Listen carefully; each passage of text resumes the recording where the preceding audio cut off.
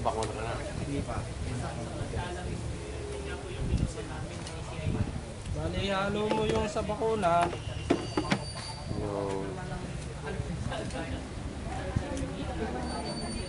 Laki pa ng karayom. Hindi po, pangkuha lang talaga siya. Pero may pang... May karayom na may, pang maliit. Pangihip lang. Pagkahalo ninyo, kumuha pa siya doon. Bago ilalawak natin doon Ay, binalik at ililahok. ilalawak natin doon sa dumami ang pala. Basta ito po, 10 heads ang mapapakunahan na rin. 2 ml po. 2 ml lang ako na. Yan dami na yan. Ilang ulo yan. 10 inahin po. Kunti-kunti lang pala. Hindi, may mga iba't iba pong klase nandun dito. Yung may 100 ml, yung madamihan na. Ilalawak ninyo doon sa diluent para adakuan. Ilang klase yan? 3? Oh, hindi, ito lang po. Yan lang. Yun, tapos ngayon, yan. At aanim naman siya, hanggang 6 na lang natin siya kukunin. Papaltan mo yung karayom, yung kakon lang ng karayom na lalabas ulit siya lang.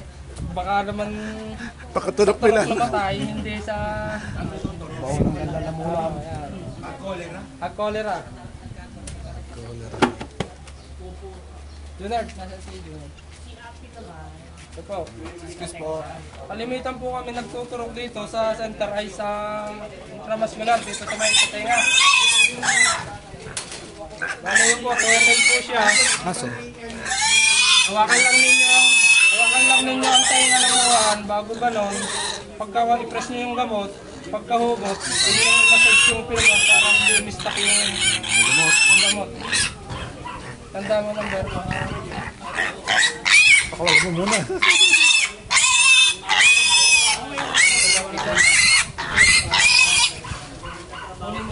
Kunin mo na pa rin yung Madagyan ng... ano yung gusto kong pakuna? Yan. Tanda mo yun? Tuturo ko na to. Sige po, inyo mo lang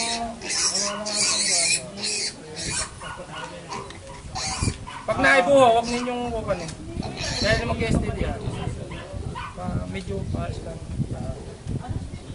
Yung hugot. Next, yung lang.